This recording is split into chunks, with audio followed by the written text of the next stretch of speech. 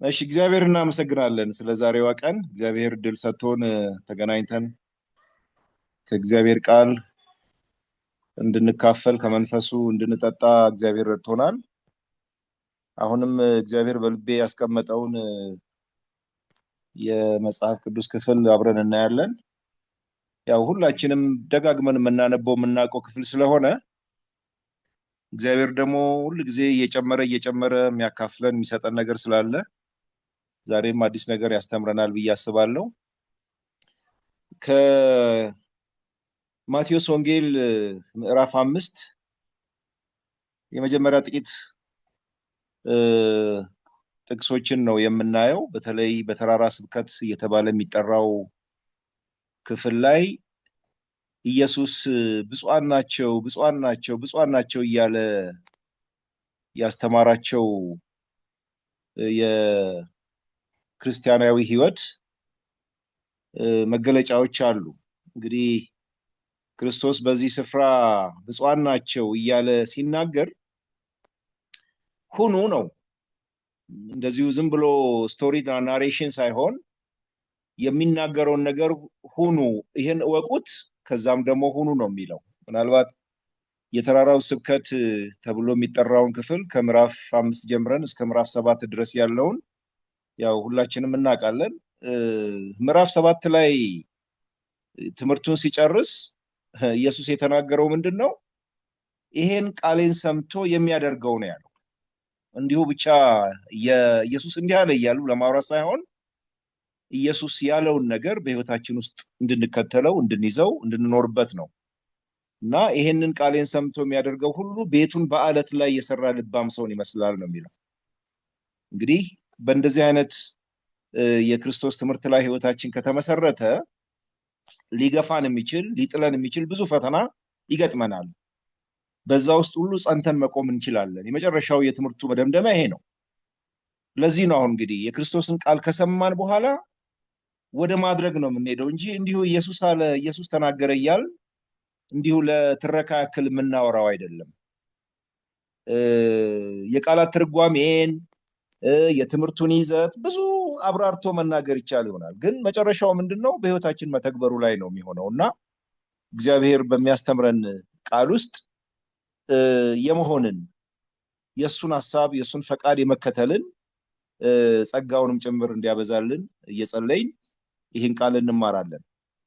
እንግዲህ ኢየሱስ በተራራው ስብከት ላይ ይህን ትምህርቱን ሲጀምር ምዕራፍ 5 እንደው ከቁጥር 1 ጀምረን ስናነብ ሕዝቡንም አይቶ ወደ ተራራ ወጣ፣ በተቀመጠም ጊዜ ደቀ መዛሙርቱ ወደ እርሱ ቀረቡ ይላል። እንግዲህ አንድ የሆነ ስዕላዊ ፒክቸር አእምሯችን ውስጥ ቢቀመጥ ጥሩ ነው። ይሄ ተራራ የት ነው?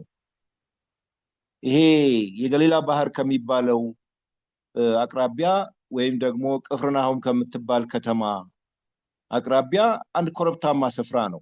ምናልባት በጣም ከፍተኛ ተራራ አይደለም። ሕዝብ ሁሉ ሊወጣበት ኢየሱስን ከቦ ሊቀመጥ በሚችልበት ስፍራ ላይ ነው እንግዲህ ኢየሱስ የተቀመጠው።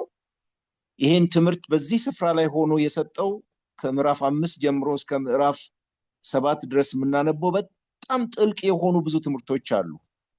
ብዙ ጊዜ ነጠል እያደረግን እያወጣን ነው በጣም ሰፊ ትምህርት እያደረግን የምንማማራቸው እና ይሄ የኢየሱስ የተራራው ስብከት ትምህርት በጣም ብዙ ነጥቦችን በውስጡ ይዟል። እንግዲህ ሲጀምር ቁጥር 2 ላይ አፉንም ከፍቶ አስተማራቸው እንዲህም አለ ይላል። እስከ ቁጥር 12 ድረስ ያለውን ነው አሁን ዛሬ የምናነበው። እግዚአብሔር በዚህ ውስጥ ደግሞ የሚያሳስበንን ነገር እንቀበላለን። ቁጥር 3 በመንፈስ ድሆች የሆኑ ብፁዓን ናቸው፣ መንግስተ ሰማያት የእነርሱ ናትና። የሚያዝኑ ብፁዓን ናቸው፣ መጽናናትን ያገኛሉና። የዋሆች ብፁዓን ናቸው፣ ምድርን ይወርሳሉና። ጽድቅን የሚራቡና የሚጠሙ ብፁዓን ናቸው፣ ይጠግባሉና። የሚምሩ ብፁዓን ናቸው፣ ይማራሉና። ልበ ንጹሖች ብፁዓን ናቸው፣ እግዚአብሔርን ያዩታልና። የሚያስተራርቁ ብፁዓን ናቸው፣ የእግዚአብሔር ልጆች ይባላሉና። ስለ ጽድቅ የሚሰደዱ ብፁዓን ናቸው፣ መንግስተ ሰማያት የእነርሱ ናትና። ሲነቅፏችሁና ሲያሳድዷችሁ በእኔም ምክንያት ክፉን ሁሉ በውሸት ሲናገሩባችሁ ብፁዓን ናችሁ፣ ዋጋችሁ በሰማያት ታላቅ ነውና ደስ ይበላችሁ፣ ሐሴትንም አድርጉ። ከእናንተ በፊት የነበሩትን ነቢያትን እንዲሁ አሳደዋቸዋልና ይላል። እንግዲህ በዚህ ክፍል ውስጥ ኢየሱስ ብፁዓን ናቸው እያለ የሚያስተምረውን የህይወት መመሪያዎች እሱን የሚከተሉ ደቀ መዛሙርቱ ወይም ክርስቲያኖች እንዲሆኑ ነው፣ እንዲከተሉት ነው እንጂ የነከሌ እንደዚህ ናቸው እያሉ እንዲሁ ለሶስተኛ ሰዎች ብቻ አውርተን ምን ተወው አይደለም። እንግዲህ የማስተማር ዘዴው እንዲህ አይነት ጸጋ ያላቸው ሰዎች ስላሉ እናንተም እንዲሁ ሆኑ ነው መጨረሻው ትምህርቱ። ለዚህ ነው አሁን እንግዲህ እነዚህን በቁጥር እንኳን ብንቆጥራቸው 8 ወይም 9 የሚሆኑ የህይወት መመሪያዎች ናቸው።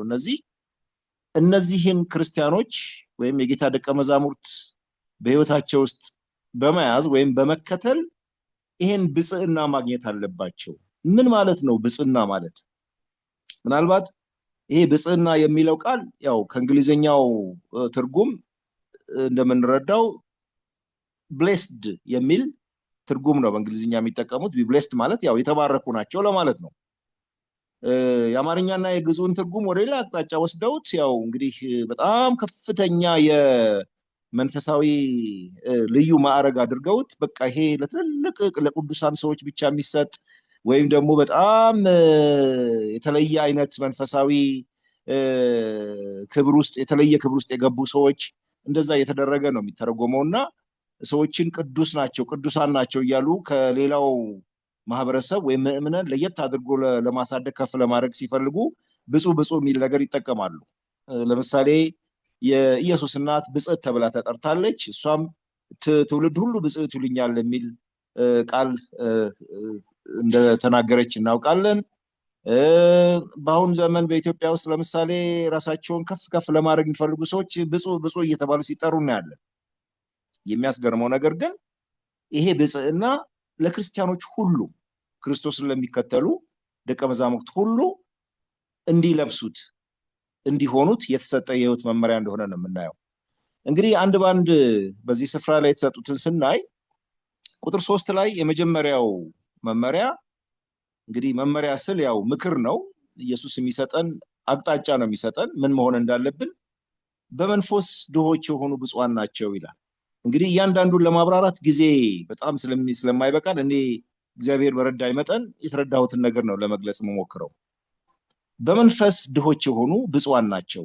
መጀመሪያ ብፁዓን የሚለውን ቃል እንደው አንድ የተሻለ እንደው መረዳት ብንፈጥርለት በእግዚአብሔር ፊት ሞገስን ያገኙ፣ በእግዚአብሔር ፊት የተወደዱ፣ በእግዚአብሔር ፊት በእግዚአብሔር ዓይን የከበሩ፣ እግዚአብሔር ሁሉ ጊዜ በፍቅር በበጎ ዓይን የሚያያቸው የሚከተላቸው እንደማለት ነው። ይሄ ብፁዓን ናቸው የሚለው በእግዚአብሔር ፊት የከበሩ የተወደዱ። እንግዲህ በእግዚአብሔር ፊት ይህን የተወደደ ህይወትን የከበረ ህይወትን ለማግኘት እነዚህን አሁን የምናያቸው የምናነባቸውን ወደ 9 የሚጠጉትን የክርስትና ህይወት መመሪያዎችን ልንለብሳቸው ወይም ልንለማመዳቸው እንደሚገባ ነው እዚህ ላይ እንግዲህ የሚያስተምረን። የመጀመሪያው በመንፈስ ድሆች የሆኑ ማለት ነው ማለት ነው። እንግዲህ በመንፈስ የሚለውና ድሆች የሚለውንም ደግሞ ለየብቻ ብንረዳው መልካም ነው። መጀመሪያ በመንፈስ ማለት በእግዚአብሔር መንፈስ እየተመሩ ህይወታቸውን፣ ሐሳባቸውን፣ ስራቸውን፣ ፈቃዳቸውን ሁሉ እንደ እግዚአብሔር ሐሳብና ፈቃድ ያደረጉ ለማለት ነው በመንፈስ።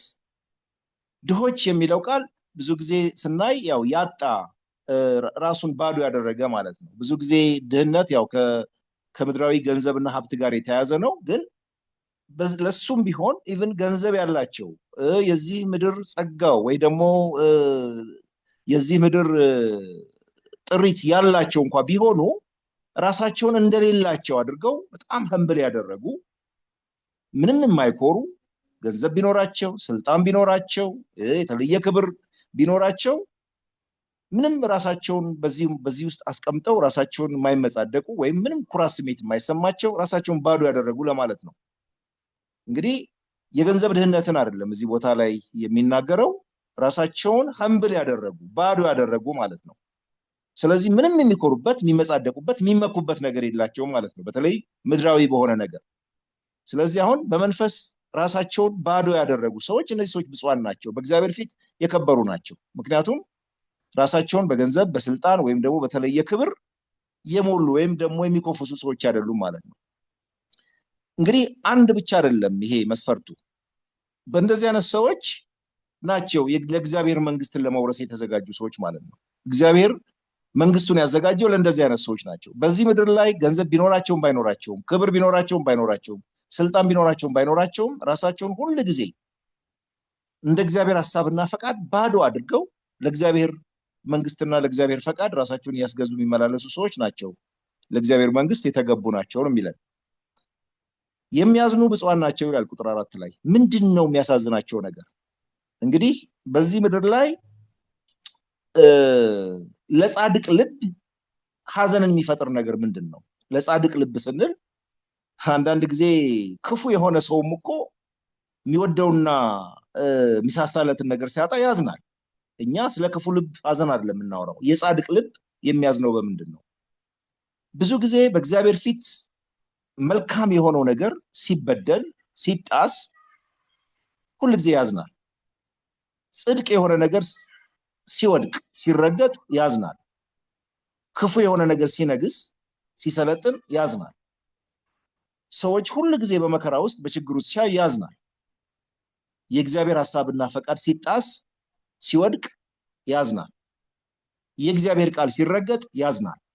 እንግዲህ ጽድቅ የሆነ ነገር ሁሉ ሲወድቅ የሚያዝን ሰው፣ በጎ የሆነው የእግዚአብሔር ሐሳብ የሆነው ነገር ሲጣል ሲገፋ የሚያዝን ሰው ብፁዓን ነው። አንድ ቀን ግን ይህ የእግዚአብሔር ሐሳብ የሆነው ነገር ሲያሸንፍ፣ የእግዚአብሔር የሆነው ነገር ሲፈጸም ያያል፣ ይጽናናል። እንግዲህ ዛሬም እኛ የእግዚአብሔር ቃልን እንሰብካለን፣ የእግዚአብሔር ቃልን እናነባለን፣ የእግዚአብሔርን ቃልን እንማራለን። ግን የምናየው ነገር ሁሉ ጊዜ የሚያሳዝን ነገር ነው። አሁን ለምንድን ነው የምናዝነው? የእግዚአብሔር ቃል እንደሚናገረው እንደሚያስተምረን ነገሮችን ማየት ሳንችል ስንቀር ሁሉ ጊዜ ማዘናችን አይቀርም። ግን እግዚአብሔር ደግሞ ያውቃል የሱ ሐሳብና ፈቃድ በማይፈጸምበት ሁኔታ ውስጥ እኛ ብቻ አይደለም መንፈስ ቅዱስም ያዝናል፣ እግዚአብሔር ራሱ ያዝናል። እንግዲህ ይሄ ምን ያክል መንፈሳችን ወይም እግዚአብሔርን የሚከተሉ ሰዎች መንፈሳቸው ከእግዚአብሔር ጋር ምን ያክል እንደተጣመረ ነው የሚያሳየው ማለት ነው። እንግዲህ የሚያዝኑ ብፁዓን ናቸው። ብዙ ምክንያት ይኖራል እንግዲህ ቅዱሳን የሆኑ ሰዎች ወይም ጻድቅ የሆኑ ሰዎች የሚያዝኑበት ምክንያት ማለት ነው። ነገር ግን እንያዘኑ አይቀሩም፣ መጽናናትን ያገኛሉና እንባቸው የሚታበስበት ጊዜ ይመጣል ነው። የሚቀጥለው የዋሆች ብፁዓን ናቸው ይላል። መጀመሪያ የዋህነት ማለት ምን ማለት ነው? የዋህነት ፍጹም የሆነ የልብ ቅንነት ነው። ፍጹም የሆነ የልብ ንጽህና ነው። ክፋት፣ ተንኮል፣ ሌሎችን ለማጥቃት፣ ሌሎችን ለማታለል፣ ሌሎችን ለመበደል የሚነሳ ሐሳብ ወይም ዓላማ ወይም የተንኮል እቅድ የላቸውም እነዚህ ሰዎች። እንግዲህ ይሄን የዋህነትን መልበስ መማር እንዳለብን ነው የእግዚአብሔር ቃል የሚያስተምረን። እንግዲህ የዋህነት የሚለው ፈጽሞ በሰው ልብ ውስጥ የተንኮል የአመጽ ሌላው ይቅርና ይሄ ስድብ ፌዝ የሚባለው ሁሉ የሚመነጨው ከተንኮለኛ ልብ ነው። የዋህነት ካለው ልብ ውስጥ ሁሉ ጊዜ ትህትናና ፍቅር ያለው ነገር ነው የሚወጣው። ስለዚህ አሁን እንግዲህ ይሄ የዋህነት የሚባለውን ባህሪ የለበሱ ሰዎች ምድርን ይወርሳሉ ይላል። በምድር ላይ ሰላምን፣ በምድር ላይ ምናልባት በዚህ በጣም ክፉ በሆነ ምድር ላይ ሰላምን፣ ፍቅርን የዚህን አይነት ህይወት ይዘው መኖር የሚችሉት እንደዚህ አይነት ሰዎች ናቸው። አለበለዚያ ግን ሁሉ ጊዜ ክፉን የሚናገር ሰው ክፉን የሚያደርግ ሰው በዚህ ምድር ላይ እየተቅበዘበዘ ነው የሚኖረው። ተረጋግቶ እንኳን መኖር አይችልም። ስለዚህ ምድርን ይወርሳሉ የሚለው ቃል አንዳንድ ጊዜ ስናየው ይሄ ምድር በክፋት የተሞላው ዓለም ላይ ስልጣንን ወይ በረከትን ሌላ ነገር ያገኛሉ ማለት አይደለም። ነገር ግን እግዚአብሔር በሰጣቸው በዚህ ህይወት ላይ በዚህ በምድር ቆይታቸው ላይ ሁሉ ጊዜ ሰላምን፣ ፍቅርን የማግኘት በዚህ ምድር ላይ እግዚአብሔርን የሚያመሰግን ህይወት የመኖርን ህይወት ያመለክታል ነው እንግዲህ የሚል ብዙ የመጽሐፍ ቅዱስ ተማሪዎችን በዚህ መልኩ ሊገልጹት ይሞክራሉ። ለኔም ያለኝ መረዳት ይሄ ነው። እንግዲህ የዋህነትን መማር የዋህነትን መለማመድ አለብን። ምክንያቱም የሰው ልብ እጅግ አስቸጋሪ ከመሆኑ የተነሳ ከአካባቢያችን ሳንወድ በግዳችን የምንወርሰው ብዙ የልብ ችግሮች እንዳሉ እናውቃለን። አንዳንድ ጊዜ አካባቢያችን ጠማማ ሲሆን እኛም እየተጣመምን ጠማማን በመጣመም ለመቃወም እንሞክራለን። የሚሳደቡትን በመሳደብ የሚተቹትን በመተቸት ስላቅ ለሚያወሩ ሰዎች ስላቅ በማውራት ይሄ ነው እንግዲህ ሳናቀው ሳንወድ በግዳችን ይሄ ጠማማ የሆነው ነገር ከአካባቢያችን እንማራለን ማለት ነው። የዋህነት ግን ፍጹም የልብ ቅንነት ነው። ፍጹም በልብ ቅንነት ነው። እውነት የሆነውን ነገር እውነት፣ በጎ የሆነው ነገር በጎ፣ ክፉ የሆነው ነገር ክፉ ብሎ ፊት ለፊት በሆነ ቋንቋ መናገር ነው። ከዚህ የወጣው ግን ከክፉ ነው ይላል እግዚአብሔር ቃል ሲናገር። ቀጥታ ባለመናገር እንዲህ የተጣመሙ ስላቅ፣ ፌዝ፣ ስድብ፣ አሽሙር እንደዚህ አይነት ነገሮች ምንድናቸው? የዋህነት ምልክቶች አይደሉም። ወደ ስድስተኛው ወደ ቁጥር 6 ስንሄድ ጽድቅን የሚራቡና የሚጠሙ ይላል። በዚህ ስፍራ ምን እንድንማር ነው ኢየሱስ እየነገረን ያለ ነው? ይሄ ጽድቅ የሚባለው ነገር ምንድን ነው? አሁንም መስፈርታችን በእግዚአብሔር ፊት ነው፣ በእግዚአብሔር አይን ነው። በእግዚአብሔር ፊት በእግዚአብሔር አይን ሁሉ ጊዜ መልካም የሆነውን ነገር በእግዚአብሔር ፊት እግዚአብሔር የሚከብርበት እግዚአብሔር መልካም ነው ብሎ ያጸደቀው እግዚአብሔር መልካም ነው ብሎ ያስቀመጠውን ህይወት፣ ተግባር፣ ሐሳብ፣ ንግግር ይሄን የሚከተል ሰው ነው ጽድቅ የሚባለው። እንግዲህ ጽድቅን የሚራቡና የሚጠሙ መራብና መጠማት የሚለው ቃል እንግዲህ ምን ያህል እንደምንፈልግ ምን ያህል እንደምንመኝ ምን ያህል ያን ነገር ለማግኘት ያን ነገር ለመሆን እንደምንመኝ ነው የሚያሳየን። እንግዲህ የሚራቡና የሚጠሙ የሚለው እንግዲህ በእግዚአብሔር ፊት መልካም የሆነውን ነገር ከማሰብ ጀምሮ በልባችን ውስጥ ከሚሞላው ሐሳብ ጀምሮ በአንደበታችን ከሚወጣው ንግግር እና በተግባር ደግሞ ከምንፈጽማቸው ንግግሮች ተግባሮቻችን ጠቅልሎ ይሄንን የምንመኘው የምንቃጠልበት መንፈስ ካለ እነዚህ ብፁዓን ናቸው ይላል። አዎ ይሄን ደግሞ ምን ይላል? ይጠግባሉ ነው የሚለው። የሚመኙትን በውስጣቸው እጅግ አድርገው የሚናፍቁትን የጽድቅ ሐሳብ ተግባርን ይሄን ይጠግባሉ፣ ይሄን የጽድቅ ህይወታቸውን ይጠግባሉ ነው የሚለው። እግዚአብሔር ያድርግልን፣ ይሄንንም መመኘቱንም መጠማቱንም ይስጠን። ቁጥር 7 ላይ የሚምሩ ብፁዓን ናቸው ይላል። እንግዲህ ይሄ ምህረት የሚባለው ነገር በጣም አንዳንድ ጊዜ መራራ ነገሮችን በውስጡ ሊይዝ ይችላል። የተበደለ ሰው፣ ያዘነ ሰው፣ የተከፋ ሰው ነው የበደለውን ያስከፋውን ይቅር የሚለው። እንግዲህ ይሄን የይቅርታ መንፈስ ስናስብ አንዳንድ ጊዜ የኛ ከእግዚአብሔር ዘንድ የምንቀበለው ምህረትም በዚህኛ በራበኛ በመሐሪነታችን በእኛ ምህረትና ይቅር ባይነታችን ላይ የተመሰረተ እንደሆነ ነው የምናየው። እዚህ ላይ እንግዲህ ምህረትን ማድረግ ምንም ጥርጥር የለውም ለራሳችንም ህይወት ለማግኘት ማድረግ ያለብን። ምክንያቱም የሚምሩ ይማራሉ ነው የሚለው።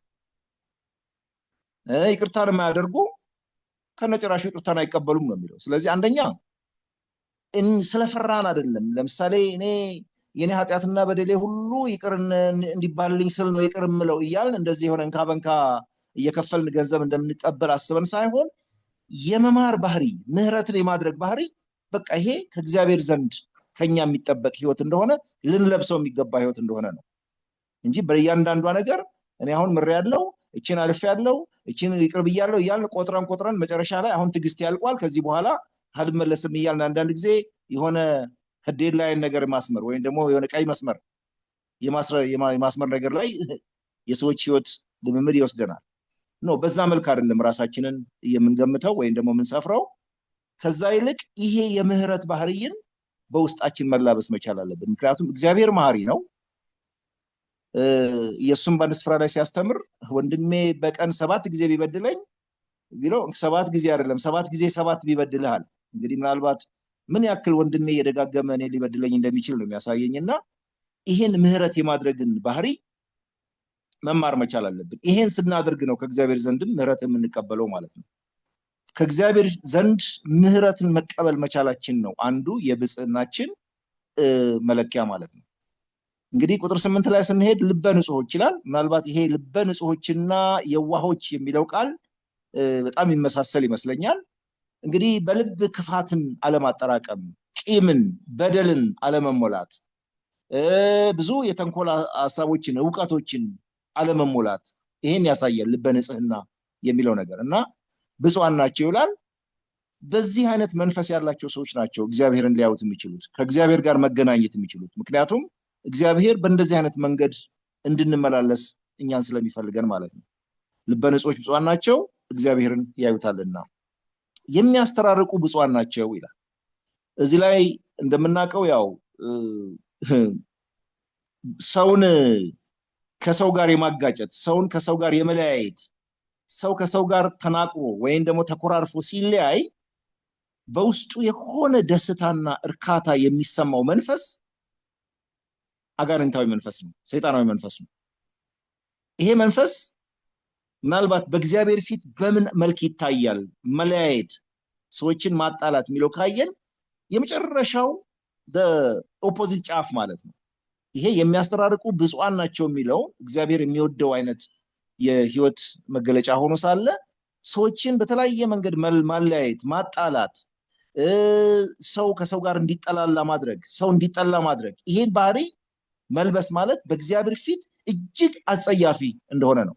መጽሐፈ ምሳሌ ላይ የምታውቁ እንደሆነ እግዚአብሔር የሚጠላቸው 6 ነገሮች አሉ ካለ በኋላ 7ንም ነፍሱ ትጸየፈዋለች ይላል። እነዚህ 6ቱን ከዘረዘረ በኋላ 7ንም በወንድማማቾች መካከል ጸብን የሚዘራ ይላል። ይሄ መለያየት የሚባለው እጅግ ክፉ የሆነ ባህሪ እንደሆነ ነው የምንረዳው። ግን በሚያሳዝን ሁኔታ በጣም የብዙ ሰዎች ህይወት ተተብትቦ ሰዎችን ለመለያየት፣ ሰዎችን ለማጣላት ብዙ አይነት ስራዎች ሲሰሩ እናያለን። ለምሳሌ አንዱ አጭሩ ነገር ምንድነው? ሐሜት ማለት ሰው እንዲስተካከል፣ ሰው እንዲመከር፣ ሰው እንዲገሰጽ፣ ሰዎች ሌላውን ሰው እንዲያስተካክሉት የሚደረግ ንግግር ሳይሆን ሰው እንዲጠላ፣ ሰው እንዲለይ፣ ሰው እንዲራቅ የሚደረግ ነገር ነው። ይሄ ስለ ሐሜት የእግዚአብሔር ቃል ብዙ የሚያስተምረን ነገር አለ። በተቃራኒው ግን እዚህ ላይ ምንድነው? የሚያስተራርቁ ብፁዓን ናቸው ይላል። ሰላምን ማውረድ ነው።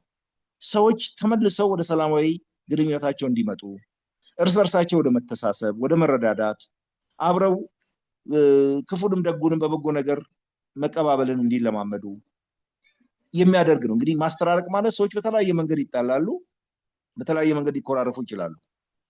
እንግዲህ የማስተራረቅ ባህሪ የክርስቲያናዊ ባህሪ ማለት ነው። ይሄን ልበሱ ነው።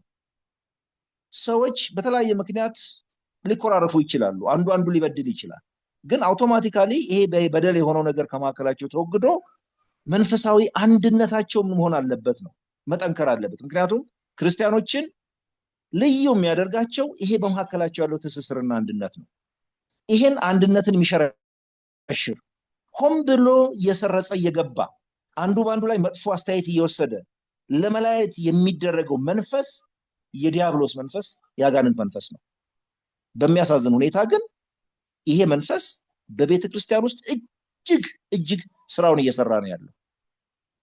እርስ በርሳቸው አንድነት እስኪያጡ ድረስ ማለት ነው። ክርስቲያኖች እንኳን ትልቅ ማህበር አይደለም 2 ክርስቲያኖች እንኳን ተማምነው እርስ በርሳቸው መነጋገር እስከማይችሉ ድረስ ቢነጋገሩም ያንገት ዝም ብሎ ወላሂ ይሄ የላይ የቃላት ጨዋታ ብቻ በሚያስቡትም በሚጸልዩትም በሚያደርጉትም ነገር ፍጹም ህብረት እንዳይኖራቸው የሚለያይ አሰራር ነው እየሰራ ያለውና በተለይ የሚያስተራርቁ የሚለው አገልግሎት ሁሉ ጊዜ እግዚአብሔር ወደሚፈልገው መንፈሳዊ ህብረት ሰዎችን ማምጣት ነው።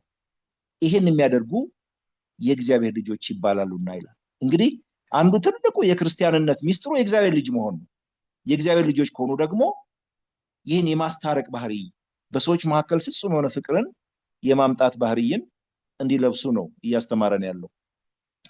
ቁጥር 10 ላይ ስለ ጽድቅ የሚሰደዱ ብፁዓን ናቸው ይላል።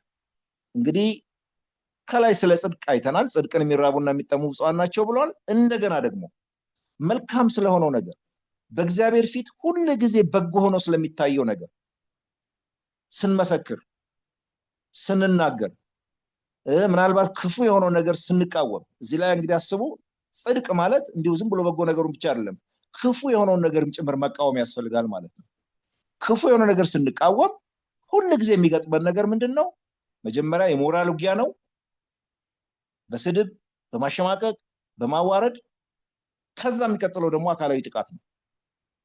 ምናልባት እንግዲህ ለነፍሳችን ለደህንነታችን ተጨንቀን እስክንሻሽ ድረስ ማለት ነው። የእግዚአብሔር ቃል የሚለውም ሽሹ ነው የሚለው።